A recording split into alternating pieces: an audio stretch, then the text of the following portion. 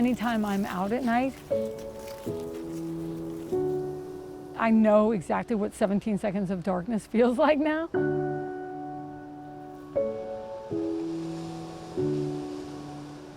On the edge of nowhere.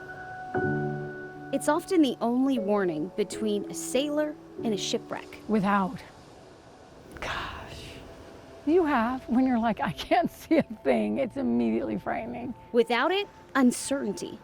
But with it, relief.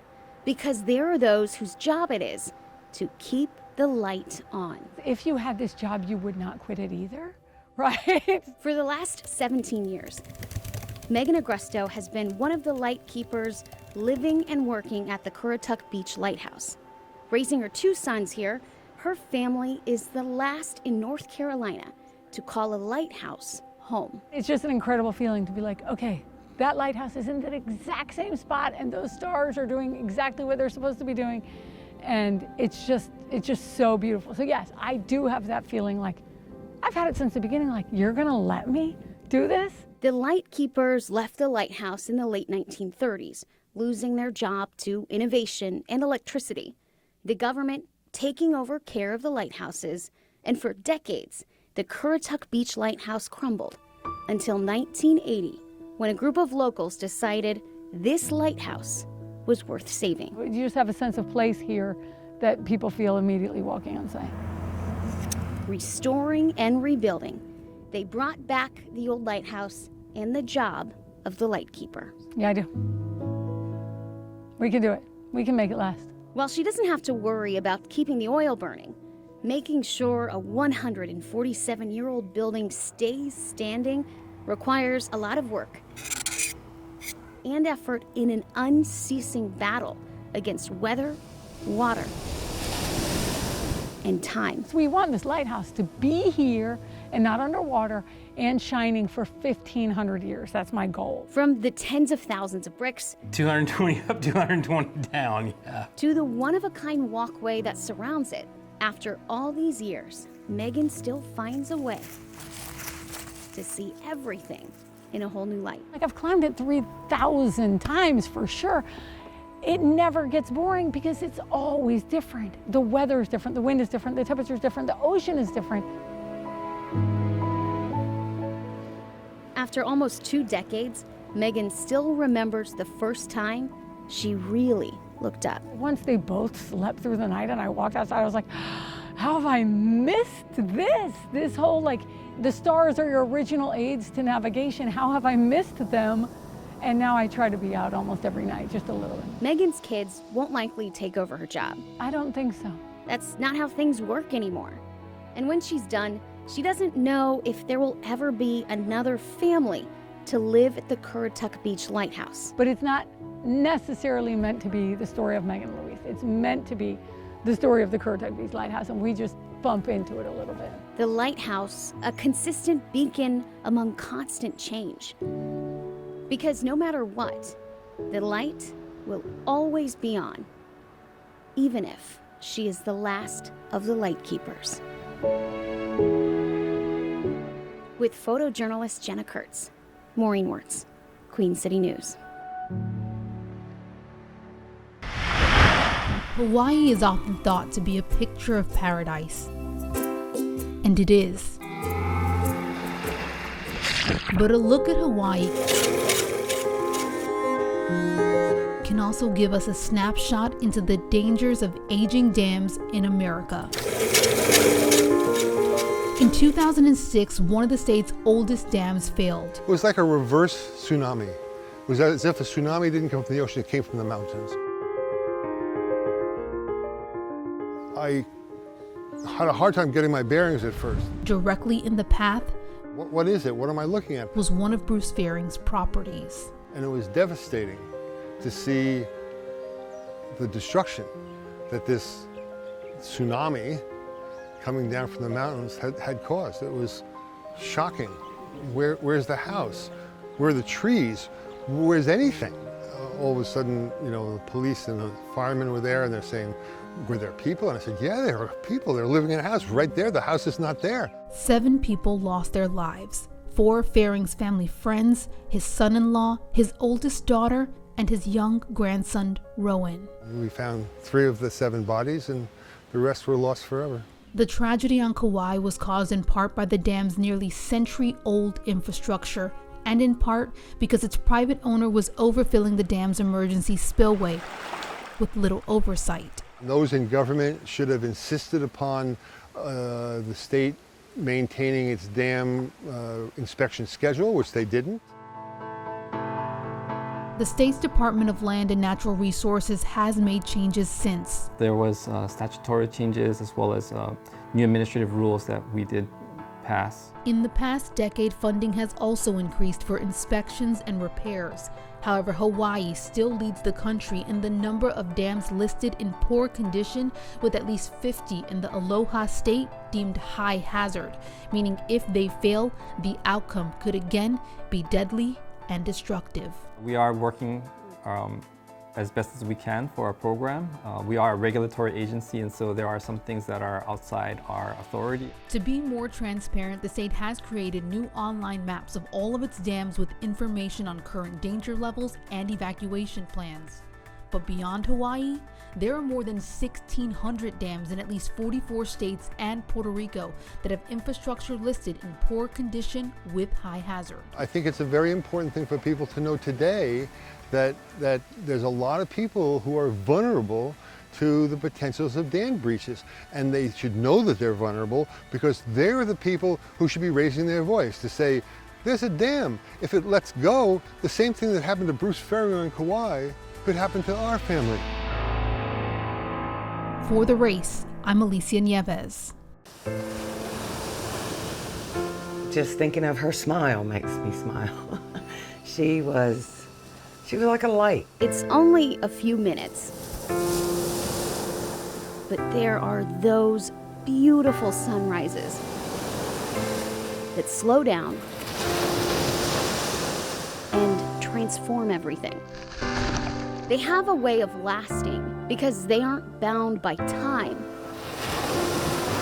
but by the memories of those lucky enough to feel their warmth. Shows her just radiance, and then this one just shows who she was with animals and a beach girl. Donnie Johnson had her own personal son, one she didn't have to wake up early to watch, her little sister, Denise. All 6 of us lived in a little 2-bedroom house. And it was, it was cramped, but there was a lot of love. Their 2-bedroom house in the town of Kill Devil Hills was just a block from the beach. The girls spent their summers on the water and on the pier. Their small beach town was the backdrop for all their happy memories. Until July 13th, 1997. Then, boom. I was so shocked. The call came early in the morning. Their childhood home had been set on fire, and Denise, who still lived there, had been murdered. Well, every year I do make sure there's an article in the paper about it. So these are all articles. 24 years later, the newspaper clippings are starting to show their age. When it first happened, a lot of papers just pretty much wrote the same old things. After years with no answers, Denise's case became cold. Until another phone call that changed everything. I wasn't sure, I've been a little cautious, but we talked about what she wanted to do, and she just really felt pulled to it, I could tell. Hey, Counterclock listeners. Thank you so much for listening to Season 1, The Case of Denise Johnson. Delia D'Ambra started her career as a television journalist, but now she's one of the top true crime podcasters in the country. I had a lot of relatability to her as a person. She comes from all sisters. I come from all sisters. So there was this sort of kindredness that I found in her life story that I felt a wider audience would genuinely appreciate. Home for Delia is the Outer Banks. And she didn't have to look too far to find her first story for her first podcast. When I called you the first time 2 years ago, I felt like this case was just ice cold. The unsolved murder of Denise Johnson. That kind of moment of realization of, do police know this? Like, what is going on here? And that really comes through very genuine in the final story, because that's exactly how it happened to me. Delia spent 2 years working on her podcast about Denise's story, meeting Glenn Rainey along the way. One of the guys asked me, and it's been a long time ago. I said, I don't think I've forgotten anything that's occurred that day. Though he's the chief at the Collington Volunteer Fire Department now, back in 1997, he was the firefighter who pulled Denise from her home. When I pulled her outside and was going to try to do CPR, it was quickly obvious that's not going to happen. Delia's questions became the questions of tens of millions, worlds away from the Outer Banks. I specifically asked Glenn Rainey about this. The front door was locked, the back door was locked, and all of the windows were down and locked. I don't know if they were locked, but they were all down. Everyone wanting to know the same thing. Who killed Denise Johnson? I think people genuinely want to learn about things that they can't understand, that they kind of grapple with, and crime stories just have that pull. But with that pull comes a responsibility. Delia says people who are obsessed with true crime need to remember there's a person at the heart of it all. If you're going to listen to the show, you should be willing to participate and engage in the advocacy work that's a result of it. For the first time in years, Donnie wasn't the only one asking questions. Thanks to Delia, prosecutors are taking another look at what happened to her sister. Oh gosh, yes. That podcast helped give me a lot of peace about, and it helped my mind to quit going, maybe it's you, maybe it's you, maybe it's you. But after everything, living in Kill Devil Hills became too much for Donnie. Of course, it makes your mind race, and you come up with all kinds of reasons why somebody won't go ahead and say. Someone else owns the home now, and she finds her peace in the country. Where is he? And though she can't talk to Denise anymore... Butterflies. Denise loved butterflies. That's why that little butterfly is up on my refrigerator. That's Denise's butterfly. She has a way of seeing her, because some people are so beautiful, so warm, that even when they're gone, their memory is enough. With photojournalist Jenna Kurtz, Maureen Wirtz, Fox 46. When the equivalent to a Category 4 hurricane rips through the fabric of a city, loss is pervasive. But when it destroys the only home Matt Becker, his wife, and 3 daughters have ever known, you knew one will be a hell of a lot better than this one. Loss is magnified. Watching them learn to walk, run, play, and all that good stuff that you get to do with little kids. And unfortunately, we're like everybody in the 250 square miles here that's been affected from it. When it came through on August 10th, the Derechos spared nothing.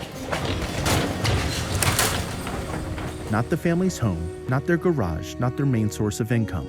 It's just a mess. It's left Matt's dad, Steve, wondering what will come as he stands in broken fields of once tall standing corn. But we had a good crop coming. We really did. I don't know, but the biggest worry of everybody that out there is how we get through this stuff. What are we gonna do? Steve's 800 acres comprise only a small portion of the 10 to 14 million the Farm Bureau estimates were either damaged or destroyed by the storm. Yes, this will have a dramatic emotional effect on a lot of producers, a lot of farmers. A toll on the men and women who were preparing to harvest come the end of September and earn back the money they had invested in this year's crop. It's going to be very difficult for us to get the work done on a timely basis. And then the frustration of everything being slowed. Iowa accounts for around 20% of the nation's corn supply. Considering its importance to livestock, meat, and ethanol, the market effects could be far-reaching. Next year's another year, I guess. Some corn is salvageable, but it won't weigh the same or produce the same quality, meaning farmers might make back a quarter of what they expected. It's just the way it is. Nothing you can do. And that's not even counting the crops that are ruined by mold or drought. I've heard 3 guys, a guy just left the yard here about an hour ago. He said, and he goes, I'm done. He goes, I'm not fighting this no more. The loss here is undeniable. We pride ourselves on integrity, hard work. But only second. And It's just stuff. to the prevailing resolve that will allow Matt and his family to start anew. I heard it once, if every American was an American like me, what type of America would America be? And if you think about that statement and you say that to yourself, I guarantee you when you wake up in the morning and look yourself in the mirror, you'll be a different man that day. Near Cedar Rapids, Iowa, I'm Dan Grossman reporting. My name is Kylie Nipper, and I'm the founder of Kyler's Kicks. We've given away over 28,000 pairs of shoes since we started about 3 years ago. 10.5. As a parent, shoes are very expensive to afford. Kids don't worry about bills, they don't worry about buying groceries. If I would have walked in there and gotten a brand new pair of Jordans, the bullying would have stopped and everything would have been fine. I'm stopping what happened to me from happening to anybody else. It came out of nowhere. I was stabbed in my chest over my shoes. When we got to the school, Kyler was already blue. He could no longer even speak. I thought I would never be able to hear my child's voice again. All I knew was that I couldn't breathe. We didn't think Kyler was going to make it. Obviously, somebody upstairs had a different plan for Kyler. We have one pair. It's now been 3 years. I'll wake up with nightmares or at 2 in the morning and I won't know what to do. Recently, we just figured out that all you have to do is give away shoes. Kyler is literally changing the world through shoes. It was crazy to know how something so bad could start something so good. That's what was going to heal me. Did you show her these ones? The fact that he can go through the stabbing, but more important than that, we've been living on streets in a homeless shelter, in and out of weekly hotels. We lost everything when Kyler was stabbed. And no matter where Kyler is, he wakes up in the morning, whether he's got bed to sleep in or not, and wakes up and says, all right, man, let's go give out some shoes. Make sure that nobody has the thought in their head, my shoes aren't cool enough. I'm gonna go hurt somebody else because of theirs. Kyler's Kicks gives him strength, it gives him courage. It makes me feel amazing that we can do Kyler's Kicks and spread kindness all over the world. If you're ever going through any pain or you're hurting or anything, just choose kindness and do something that will help out the community.